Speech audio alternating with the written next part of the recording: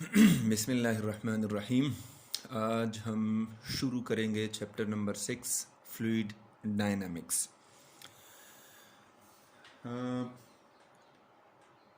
Physics जो है it is the study of nature, as we know कि ये हमेशा नेचुरल फिनमिना को एक्सप्लेन करता है इन टर्म ऑफ मैथमेटिक्स। जितने भी नेचुरल फिनमिना है उसको हम मैथमेटिकली मतलब उसको हम फार्मूलेट करते हैं, मैथमेटिकली उसको एक्सप्लेन करते हैं।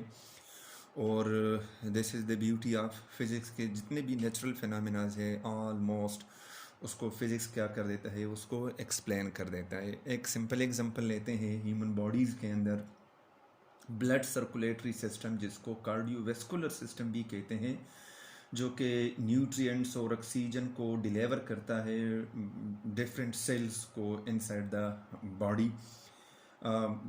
यू नो कि जो मेन ऑर्गन है ब्लड सर्कुलेटरी सिस्टम में ह्यूमन बॉडी का वो है हार्ट, जो कि हार्ट है, ब्लड वेसल्स है। हार्ट जो है ये ब्लड को पंप करता है inside the blood vessels. For example arteries है जो कि ऑक्सीजनेटेड ब्लड को लेकर जाता है inside different parts of the body को। वेन्स है तो वो डीऑक्सीजनेटेड ब्लड को वापस उसकी तरफ लेकर आता है, हार्ट की तरफ। और इस तरह ह्यूमन किडनी को अगर हम ले लें, जहाँ पर ब्लड की फिल्ट्रेशन होती है, किडनी जो है ये ब्लड जो है ये किडनी में आता है, वहाँ पर जो वेस्ट मटेरियल है किडनी उसको वो रिमूव करता है। और आप सेकेंड ईयर में भी इंशाल्लाह भी पढ़ लेंगे, ज़ूलॉजी में आपने मैट्रिक में भी पढ़ा होगा कि किडनी के अंदर वो कन्वोल्यूटेड ट्यूब्यूल्स होते हैं जिसका जो क्रॉस सेक्शनल एरिया होता है वो बहुत ज़्यादा कम होता है। जहाँ पर हम इक्वेशन ऑफ कंटिन्यूटी और बर्नौली इक्वेशन अप्लाई करते हैं जो कि बेस करता है इन दो इक्वेशंस के ऊपर, वहाँ पर ये वेस्ट मटेरियल जो है वो रिमूव होते हैं और जो साल्ट वगैरह होते हैं या वाटर वगैरह होते हैं, मिनरल वगैरह होते हैं, वो एडजस्ट होते हैं उस उधर अगर जहाँ उसकी ज़रूरत होती है, और जो फिल्टर ब्लड होती है वो वापस जाता है बॉडी में। तो जो वेस्ट मटेरियल होते हैं वो टर्न होता है यूरिन में। तो सिंपली मतलब ये है कि अगर आप ब्लड सिस्टम को देख लें या किडनी को का एग्जांपल आप ले लें, तो इसको अगर आप एक्सप्लेन करना चाहते हैं कि ब्लड किस तरह सर्कुलेशन करता है inside the human body, kidney के अंदर फिल्ट्रेशन किस तरह ब्लड की होती है, तो इसके लिए आप फ्लूइड डायनामिक का सहारा लेंगे। फ्लूइड डायनामिक जो है वो इस फिनोमेना को बहुत अच्छे तरीके से एक्सप्लेन कर देता है। इसके अलावा गाड़ियों के अंदर जो चिमनी होती है या किचन वगैरह के अंदर जो चिमनी होती है जिसके ज़रिए से वो धुआं जो है वो बाहर की तरफ चला जाता है, इवाक्यूएशन होती है अंदर रूम में, मतलब धुआं जो है वो बाहर निकल जाता है। वो ये सारा बेस करता है इक्वेशन ऑफ कंटिन्यूटी और बर्नौली इक्वेशन में, जो कि इसी चैप्टर का एक अहम हिस्सा है फ्लूइड डायनामिक का। फ्लूइड डायनामिक जो है ये फ्लूइड मैकेनिक्स का सब ब्रांच है। फ्लूइड मैकेनिक्स जो है ये फिजिक्स का वो ब्रांच है जिसमें हम फ्लूइड को स्टडी करते हैं when the fluid is in motion as well as the fluid is at rest. Further उसको हम क्लासीफाई करते हैं 3 सब ब्रांचेस में। एक को हम कहते हैं फ्लूइड स्टैटिक्स, जिसमें हम फ्लूइड को स्टडी करते हैं when the fluid is at rest. जिस तरह आपने मैट्रिक में आर्किमेडिस प्रिंसिपल को डिस्कस किया था, या पास्कल का कानून, ये पास्कल लॉ जो आपने डिस्क्राइब किया था पास्कल लॉ, उसमें हम फ्लूइड को कंसिडर करते हैं when the fluid is static. Second सब ब्रांच जो है वो फ्लूइड काइनेमेटिक्स कहलाता है, जिसमें हम वेलोसिटी और एक्सेलरेशन ऑफ फ्लूइड का डिस्कस करते हैं, लेकिन उसमें हम प्रेशर फोर्स को कंसिडर नहीं करते।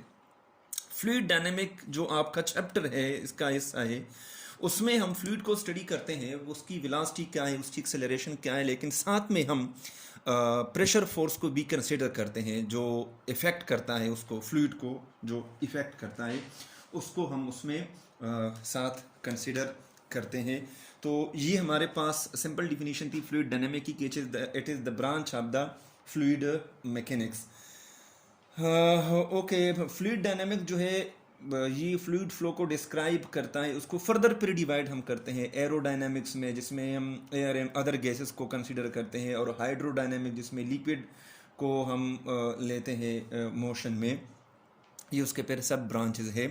फ्लूइड डायनामिक्स के। Okay, so first of all we will define the fluid के व्हाट इज़ फ्लूइड। हम तो फ्लूइड डायनामिक्स पढ़ते हैं कि fluid dynamics it is the study of fluid when the fluid is in motion and considering its pressure force or the effect of force on the fluid. So what is fluid? Anything that can continuously flow is called fluid. हर वो चीज़ जो flow करता है उसको हम fluid कहते हैं। उसमें gases भी आते हैं और उसमें लिक्विड भी आते हैं, और सिंपली हम मिक्सचर ऑफ गैसेस को भी फ्लूइड कहते हैं। मिक्सचर ऑफ गैसेस, अगर आप पानी ले लें तो वो भी मिक्सचर ऑफ गैसेस है, एयर मिक्सचर ऑफ गैसेस हैं। तो मिक्सचर ऑफ गैसेस को भी हम फ्लूइड कहते हैं, और anything that can flow is called fluid. For example Honey है, वाटर है, सूप है, एट्सेट्रा एट्सेट्रा, सिरप है, ये हमारे पास क्या है, ये फ्लूइड है। और इसी चैप्टर में हम फ्लूइड की सर्टन प्रॉपर्टीज़ को भी डिस्कस करेंगे। वैसे फ्लूइड्स के जो है वो 3 मेन प्रॉपर्टीज़ है। एक काइनेमेटिक प्रॉपर्टीज़ है, जिस तरह हमने ब्रांचेस में डिफाइन किया वही प्रॉपर्टीज़ हम उसमें डिस्कस करते हैं। एक डायनेमिक प्रॉपर्टीज़ है और एक थर्मोडायनेमिक प्रॉपर्टीज़ है। थर्मोडायनेमिक में हम थर्मोडायनेमिक स्टेट जो है उसको डिस्कस करते हैं। आपके जो कोर्स में है उसमें हम basically certain physical properties describe करेंगे, एक्सप्लेन करेंगे फ्लूइड की। फिजिकल प्रॉपर्टीज़ में जो पर्टिकुलरली है वो है density of the fluid, and you know के what is density. Density means mass per unit volume. एक यूनिट वॉल्यूम में कितना मास ऑक्युपाई है उसको हम कहते हैं डेंसिटी। सरफेस टेंशन है। सरफेस टेंशन आप ये केमिस्ट्री में भी बड़ी डिटेल से पढ़ेंगे। और सरफेस टेंशन जो है उसको हम डिफाइन करते हैं कि it is the tendency of fluid surfaces to shrink. The tendency of fluid surfaces to shrink into the minimum surface area, इसको हम कहते हैं सरफेस टेंशन। और अगर आपको मैं एग्जांपल दूँ ना, ये वाटर ड्रॉपलेट नहीं होता, ये हम कहते हैं कि स्फेरिकल क्यों होता है, why the rain droplet is spherical, ये सरफेस टेंशन की वजह से स्फेरिकल होता है। ठीक है। और जो थर्ड प्रॉपर्टी जो आपके कोर्स में है उसको हम कहते हैं विस्कोसिटी। हम यहाँ पर डिस्क्राइब करेंगे विस्कोसिटी को।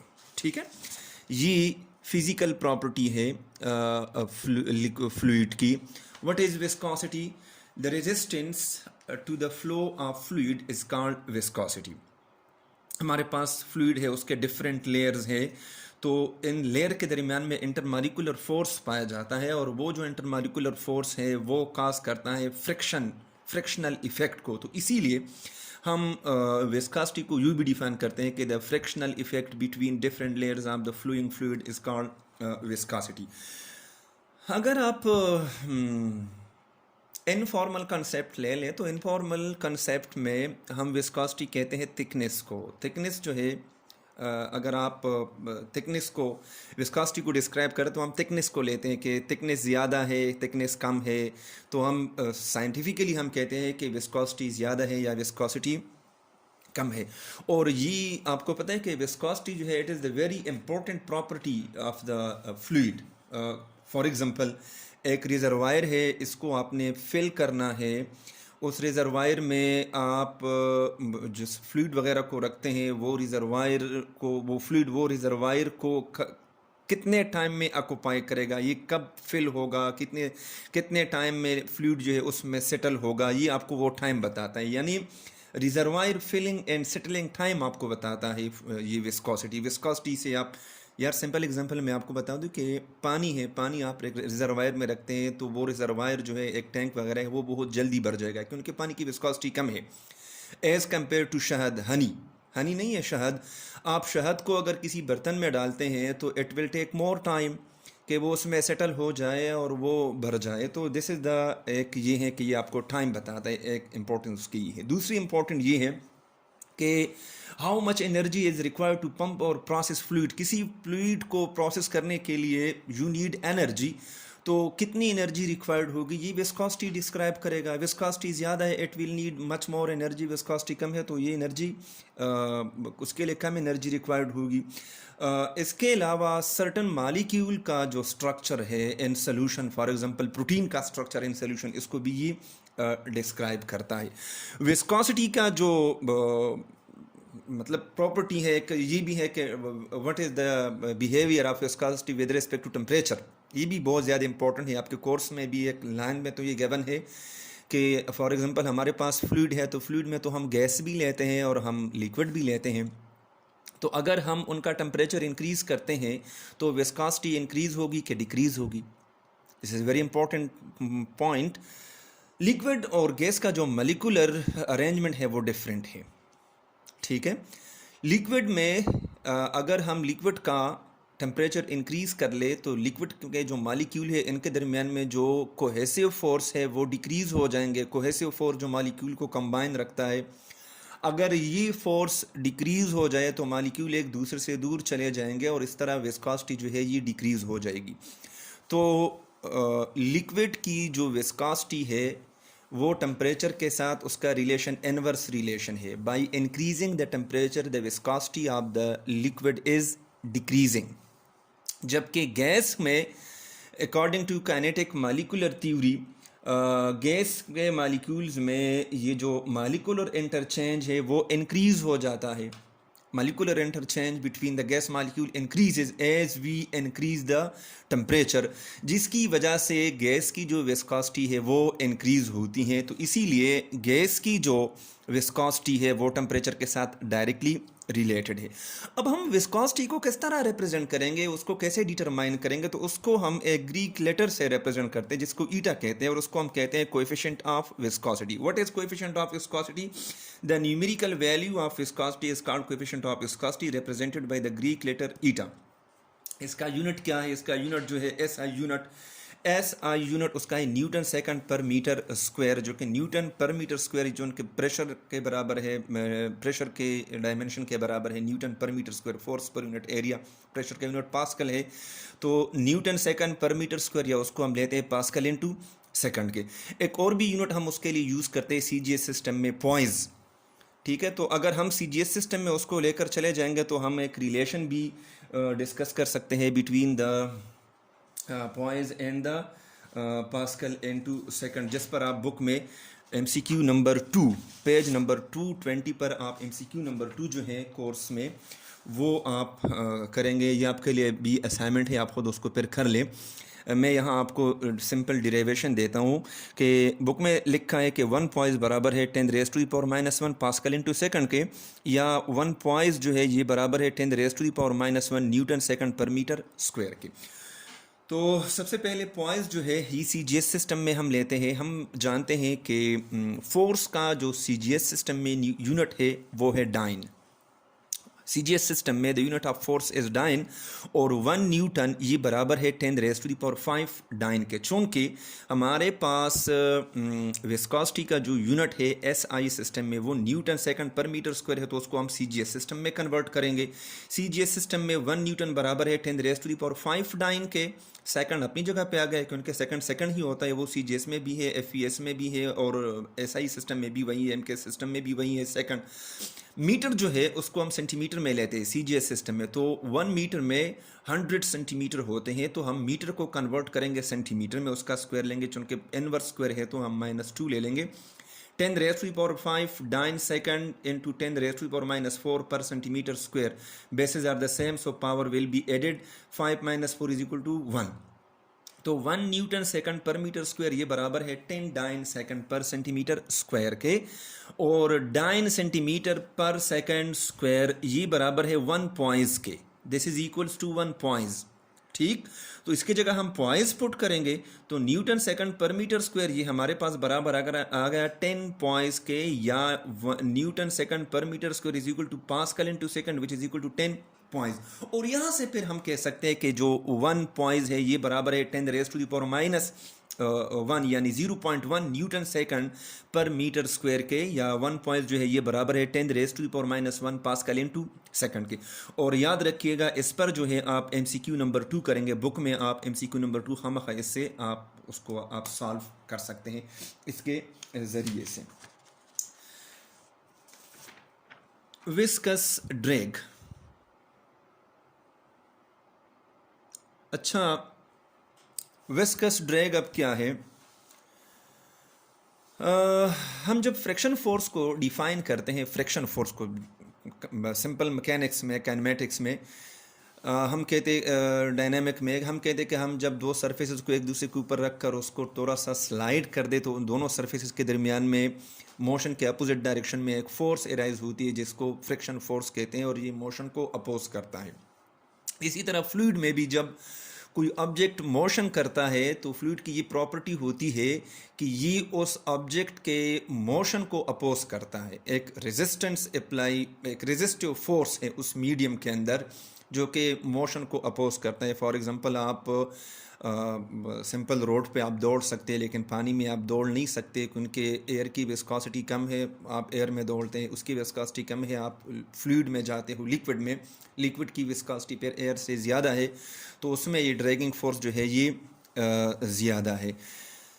ड्रैगिंग फोर्स को सो हम यू डिफाइन करते हैं कि it is the retarding force experiences by an object and fluid is called viscous drag or drag force or fluid friction। ये कोई भी ऑब्जेक्ट अगर फ्लूइड में मोशन करता है ना, consider this is an object और ये मोशन करता है फ्लूइड में, if this is the direction of the motion तो उसके अपोजिट डायरेक्शन में इसके ऊपर जो फोर्स एक्ट करता है इसको कहते हैं विस्कस ड्रैग या ड्रैगिंग फोर्स। और ये जो ड्रैगिंग फोर्स है ये डिपेंड करता है किस चीज़ के ऊपर, ये साइज ऑफ द ऑब्जेक्ट के ऊपर डिपेंड करता है। वट एवर आपके पास स्पेरिकल ऑब्जेक्ट है या यूनिफॉर्म स्पेरिकल ऑब्जेक्ट नहीं है लेकिन उसका साइज जो है ये अफेक्ट करता है, साइज ऑफ द ऑब्जेक्ट पे ही डिपेंड करता है। अच्छा, जिस मीडियम में मतलब फ्लूइड है उस फ्लूइड में जो बॉडी मूवमेंट कर रहा है, मोशन कर रहा है, उस फ्लूइड की प्रॉपर्टी या डेंसिटी एंड विस्कोसिटी कि डेंसिटी और विस्कोसिटी जो है ये भी मैटर करता है। तो ये ड्रैगिंग फोर्स जो है साइज ऑफ द ऑब्जेक्ट पे डिपेंड करता है, प्रॉपर्टीज ऑफ द फ्लूइड जिसमें डेंसिटी भी है और विस्कोसिटी ऑफ द मीडियम भी है उसके ऊपर डिपेंड करता है, और स्पीड ऑफ द ऑब्जेक्ट के ऊपर डिपेंड करता है। स्पीड ऑफ द ऑब्जेक्ट के ऊपर जो है ये ड्रैगिंग फोर्स ये डिपेंड करता है। अब आपके कोर्स में जो है उसमें हम ड्रैगिंग फोर्स लेते हैं स्पेरिकल ऑब्जेक्ट के ऊपर। तो if there is a spherical object और वो फ्लूइड में मोशन कर रहा हो तो जो ड्रैगिंग फोर्स उसके ऊपर एक्ट करता है उसको हम डिटरमाइन करते हैं by using Stokes law. Stokes law जो है it determine, it represent, it define, it describe the dragging force which is acting on a spherical object. इस टॉपिक के ऊपर बुक में MCQ नंबर 3 एक्सरसाइज में जो MCQ नंबर 3 है इंशाल्लाह पेज नंबर 220 पे वो आप इसी स्टोक्स लॉ पे करेंगे। वो फिर आप पढ़ ली क्योंकि मेरे सामने अभी बुक नहीं है कि मैं आपको बता दूं कि उसका स्टेटमेंट क्या है, लेकिन MCQ नंबर 3 जो है मैंने इधर लिखा भी है कि MCQ number 3 on page number 220 वो आप स्टोक्स लॉ पे करेंगे। हाँ, मेरे ख्याल में इस तरह कुछ है कि स्टोक्स लॉ जो है ये वैलिड है किस ऑब्जेक्ट के लिए आप उसको अप्लाई कर सकते हैं। तो स्पेरिकल ऑब्जेक्ट के लिए स्टोक्स लॉ आप तब अप्लाई कर सकते हो जब आपके पास ऑब्जेक्ट क्या हो, ये स्पेरिकल हो। अगर ऑब्जेक्ट स्पेरिकल नहीं है तो आप स्टोक्स लॉ अप्लाई नहीं कर सकते। ओके, जिस तरह मैंने आपको बता दिया कि जो ड्रैगिंग फोर्स है एक स्पेरिकल ऑब्जेक्ट के ऊपर एक्ट करता है फ्लूइड में, उसको आप कैसे डिटरमाइन करोगे। इसके अलावा हमने विस्कोसिटी को तो पढ़ा कि what is viscosity, it is the resistance to the flow of fluid, उसका यूनिट भी हमने डिस्क्राइब कर दिया। लेकिन आपके जहन में क्वेश्चन राइज भी हो चुका होगा कि हम विस्कोसिटी को डिटरमाइन कैसे करेंगे, तो उसके डिफरेंट तरीके हैं। विस्कोमीटर के जरिए से उसको हम डिटरमाइन करते हैं। यहाँ पर स्टोक्स लॉ का एक एप्लीकेशन ये भी है कि फ्लूइड की विस्कोसिटी को अगर आपने मालूम करना हो, किसी भी फ्लूइड की विस्कोसिटी को, तो आप उसको भी उसके ज़रिए से मेजर कर सकते हैं। अच्छा, according to the Stokes law consider कर लें कि आपके पास एक स्पेरिकल ऑब्जेक्ट है जिसका साइज़ हम डिटरमाइन करते हैं बाय इट्स रेडियस। रेडियस जो है ये उसका साइज़ बताते हैं। अगर रेडियस कम है तो साइज़ कम है, रेडियस ज़्यादा है तो साइज़ ज़्यादा है। और ये जो डॉटेड लाइन मैंने बनाए हैं ये फ्लूइड को रिप्रेजेंट करता है। तो ये एक स्पेरिकल ऑब्जेक्ट है and it is falling in the fluid या moving in the fluid with certain velocity v। Fluid की विस्कोसिटी है eta. According to the Stokes law, the drag force acting on a small spherical object depends upon its radius। उसके size पे radius ज़्यादा है तो dragging force ज़्यादा होगा, radius कम है तो ड्रैगिंग फोर्स कम होगा। अच्छा, ड्रैगिंग फोर्स जो है वो एक्ट करेगा इस डायरेक्शन में, मोशन के अपोजिट डायरेक्शन में, ठीक है। तो अगर साइज ऑब्जेक्ट का ज़्यादा है तो ड्रैगिंग फोर्स ज़्यादा होगा और अगर साइज कम है तो ड्रैगिंग फोर्स कम होगा। इसके स्पीड के ऊपर डिपेंड करता है। याद रखिए कि ये स्पीड जो है इसको हम लिमिटिंग स्पीड स्पीड कहते हैं स्लोली। अगर स्पीड ऑब्जेक्ट स्लो मोशन कर रहा है तो फिर ड्रैगिंग फोर्स उसके स्पीड को डायरेक्टली प्रोपोर्शनल है, लेकिन अगर ये स्पीड इंक्रीज होता है तो फिर ये ड्रैगिंग फोर्स ये डायरेक्टली प्रोपोर्शनल नहीं होता उसको स्पीड को। और ये साथ में डिपेंड भी करता है मीडियम की प्रॉपर्टी के ऊपर, जिसको हम विस्कोसिटी कहते हैं। विस्कोसिटी ऑफ द मीडियम के ऊपर भी ये डिपेंड करता है। Now according to the Stokes law the dragging force is directly proportional to radius of the spherical object, coefficient of viscosity of the medium and the speed of the object, but the object is moving slowly. Or we can write Fd is directly proportional to eta into Rv, where eta represent the viscosity of the medium, R is radius of the object, size of the object है, और V आपके पास क्या है, velocity है। constant of proportionality हम लगाते हैं इस साइन को ख़त्म करने के लिए, हम लिखते हैं F D is equal to A eta into R V. ये जो ए है it is constant of proportionality, और एक्सपेरिमेंटली उसको मालूम किया गया है कि ये 6 पाई के बराबर होता है, which is a dimensionless constant. Chapter number 1 में हमने उसको डिस्कस भी किया है। तो ड्रैगिंग फोर्स हमारे पास बराबर आ गया 6 pi eta into R we. अब ये ड्रैगिंग फोर्स अगर हम देखें तो ये डिपेंड करता है विस्कोसिटी ऑफ द मीडियम के ऊपर, साइज ऑफ द ऑब्जेक्ट के ऊपर, और स्पीड ऑफ द ऑब्जेक्ट के ऊपर। तो हम ड्रैगिंग फोर्स भी स्टोक्स लॉ के जरिए मालूम कर सकते हैं। अगर आप इसी इक्वेशन को अरेंज कर लें तो आप विस्कोसिटी ऑफ द मीडियम को भी डिटरमाइन कर सकते हैं। और यहाँ पर आप देखें ना कि ये जो स्पीड है ऑफ ऑब्जेक्ट का और विस्कोसिटी जो है ये इनवर्स रिलेशन है। अब देखें ये इनवर्सली रिलेटेड है। अगर मीडियम की विस्कोसिटी ज़्यादा है तो इसमें ऑब्जेक्ट का स्पीड जो है वो कम होगा। आप मिसाल ले लें कि शहद में अक्सर ये जो इंसेक्ट्स होते हैं वो फंस जाते हैं, वो मूवमेंट नहीं कर सकते, और पानी वगैरह में फिर वो आसानी से मूवमेंट कर सकते हैं, ये विस्कोसिटी की वजह से हैं। आते हैं अब नेक्स्ट टॉपिक की तरफ, which is the terminal velocity.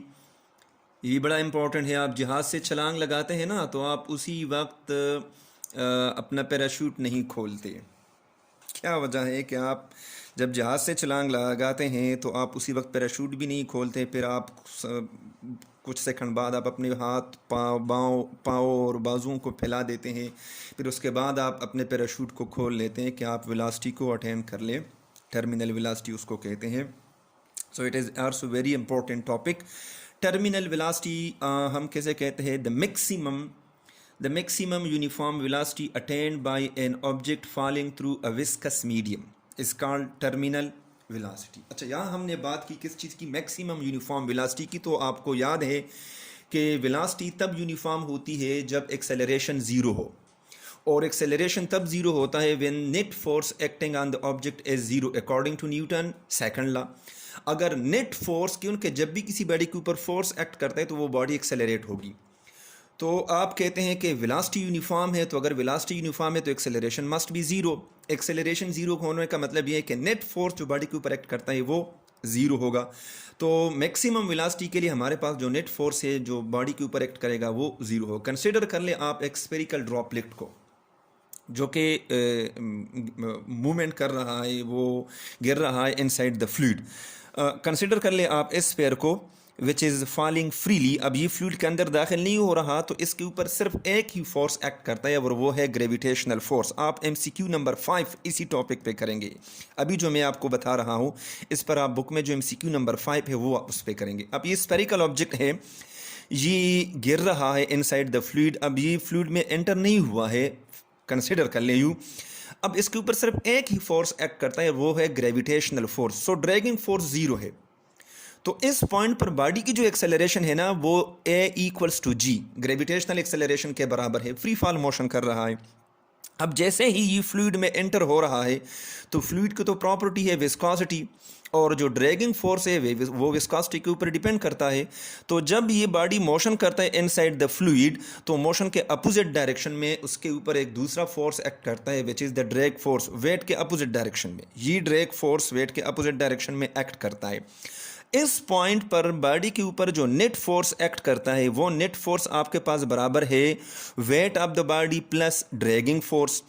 तो चूंकि दोनों वेक्टर हैं और ये अपोजिट डायरेक्शन में है तो ये नेगेटिव हम लेंगे कि the net force acting on the droplet is equals to weight plus minus F D.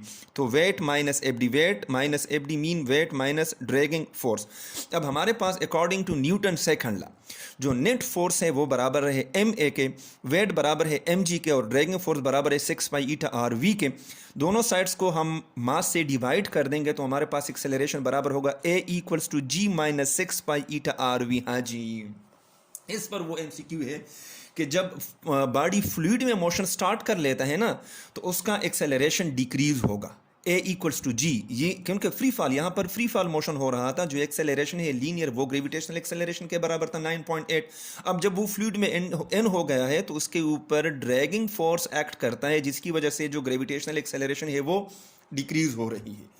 तो दिस इज़ द पॉइंट, ये वो टर्म है जो ग्रेविटेशनल एक्सेलरेशन को फ्लूइड में क्या कर देता है, डिक्रीज करता है। अब हम यहाँ डिफाइन करते हैं टर्मिनल वेलोसिटी को, हम फाइंड आउट करते हैं और हमने डिफाइन भी कर दिया कि टर्मिनल वेलोसिटी यूनिफॉर्म वेलोसिटी है। यूनिफॉर्म वेलोसिटी के लिए आपके पास नेट फोर्स का क्या होना है ज़रूरी है, ज़ीरो होना ज़रूरी है, क्योंकि एक्सेलरेशन ज़ीरो होगा। तो एक्सेलरेशन अगर ज़ीरो है तो वेलोसिटी कांस्टेंट होगी और ये तब पॉसिबल है जब नेट फोर्स ज़ीरो के बराबर हो। तो इक्वेशन नंबर 1 पर आपके पास यहाँ पर अप्लाई हो रहा है। अच्छा, यहाँ पर मैंने ये लिखा है equation MCQ number 4। MCQ number 5 से जो एमसीक्यू नंबर 4 आता है वो आप इसी इक्वेशन पे करोगे, ठीक है। वो 10 न्यूटन से आप 4 न्यूटन है कि 6 न्यूटन, उसको माइनस कर दोगे, आपको एमसीक्यू में गिवन है वो एमसीक्यू नंबर 4 आप इसी इक्वेशन से सॉल्व कर सकते हो।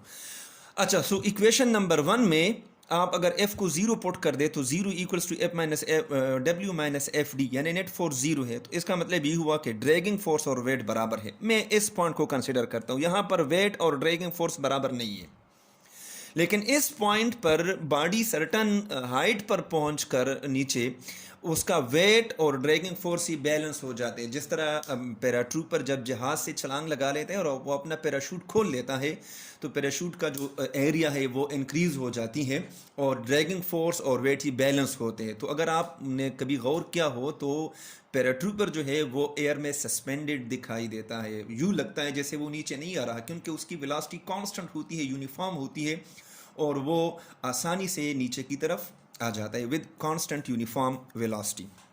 उस वक्त वेट और ड्रैगिंग फोर्स इक्वल होते हैं। और याद रख के पैराट्रूपर जब नीचे आता है ना तो ये ग्रेविटेशनल फोर्स की वजह से नहीं आता, क्योंकि आपने तो उधर कह दिया कि वेट और ड्रैगिंग फोर्स एक दूसरे को बैलेंस करते हैं। It is due to the law of inertia, कि अगर एक बॉडी जिस डायरेक्शन में मोशन कर रहा हो और उसके ऊपर नेट फोर्स 0 हो तो वो उसी डायरेक्शन में अपने मोशन को कंटिन्यू रखेगा। तो जब वेट और ड्रैगिंग फोर्स एक दूसरे को बैलेंस कर देते हैं तो नेट फोर्स 0 के बराबर हो जाता है और बॉडी अपना मोशन उसी डायरेक्शन में कंटिन्यू रखता है विद यूनिफॉर्म वेलोसिटी। उस वेलोसिटी को कहते हैं टर्मिनल वेलोसिटी। तो यहाँ आपके पास जो ड्रैगिंग फोर्स है और वेट ये बैलेंस हो गई। तो अगर वेट और ड्रैगिंग फोर्स बैलेंस हो गए तो इसका मतलब ये है कि 6 पाई ईटा आर, फिर इसको हम कहेंगे V T, terminal velocity, this is equal to M G. हम तो मालूम करते हैं टर्मिनल वेलोसिटी को, तो दोनों साइड को 6 पाई ईटा आर से डिवाइड कर दे, आपके पास वी टी आ जाएगा M G divided by 6 pi eta R. यहाँ पर जो टर्मिनल वेलोसिटी है ये डिपेंड करता है मास ऑफ द बॉडी के ऊपर, विस्कोसिटी ऑफ द मीडियम के ऊपर और साइज के ऊपर। इस पर भी एक एमसीक्यू है, आई एम वेरी सॉरी कि यहाँ पर मैंने उसको मेंशन नहीं किया है कि एमसीक्यू नहीं, मेरे ख्याल में शॉर्ट क्वेश्चन है, वो मैं आपको फिर बता दूंगा। उसके ऊपर शॉर्ट क्वेश्चन भी है, आप उसी तरीके से करोगे कि एक बैलून है उसमें आप एयर को फिल कर दे, दूसरे बैलून में आप वाटर को ले ले और दोनों को आप विस्कस मीडियम में छोड़ दे, तो कौन सा बॉडी जो है वो सबसे पहले टर्मिनल वेलोसिटी को अटेन करेगा। तो ज़ाहिरी बात है एयर का मास ज़्यादा है या वाटर का मास ज़्यादा है, ये उसके मास के ऊपर यहाँ पर ये डायरेक्टली प्रोपोर्शनल है। यहाँ चूँकि हमने स्फेयर लिया हुआ है तो मास ऑफ स्फेरिकल ड्रॉपलेट जो है वो बराबर है डेंसिटी इनटू वॉल्यूम की। स्फेरिकल ऑब्जेक्ट हमने लिया है ना, एक यूनिफॉर्म स्फेयर, तो in case of uniform spherical object हमारे पास मास ऑफ द ऑब्जेक्ट जो है ये मास ये हम एक्सप्रेस करेंगे in term of density into volume. Volume जो है ये बराबर है मास पर यूनिट वॉल्यूम के, सॉरी डेंसिटी जो है ये बराबर है मास पर यूनिट वॉल्यूम के, तो वॉल्यूम आपके पास बराबर आ गया डेंसिटी इनटू वॉल्यूम। अब स्फेयर का जो वॉल्यूम है इसमें कंफ्यूज मत होना, अच्छा ये वेलोसिटी है स्मॉलर और ये कैपिटल मैंने लिखा है, ये वॉल्यूम है।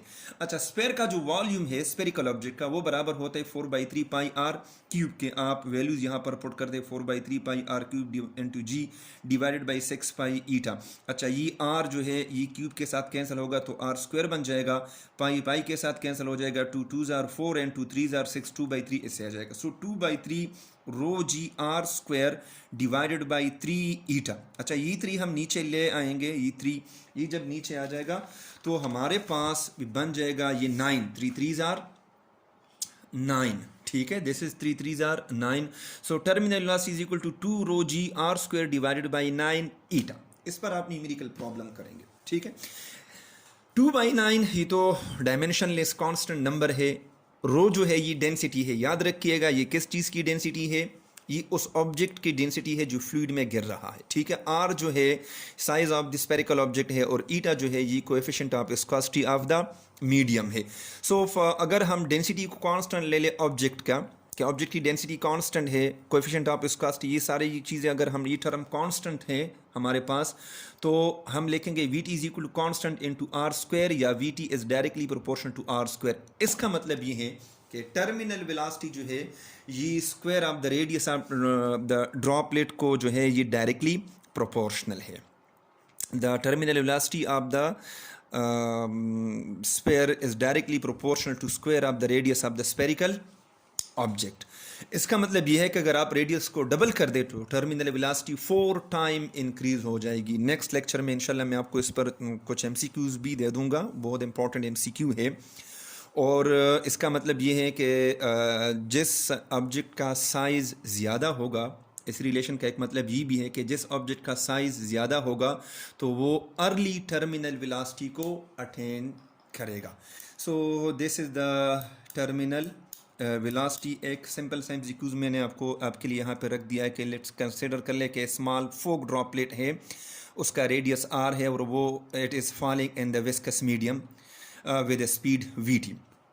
अगर हम उसका रेडियस डबल कर दे, if the radius of the droplet is doubled then its speed will be, तो उसका स्पीड क्या हो जाएगा, वो डबल हो जाएगा, कांस्टेंट रहेगा, हाफ हो जाएगा या 4 टाइम इंक्रीज होगा। तो सिंपल सी बात है कि अगर आप रेडियस को डबल कर दे तो उसका स्क्वायर हम लेंगे तो वेलोसिटी 4 टाइम ये आपके पास इंक्रीज होगी इंशाल्लाह।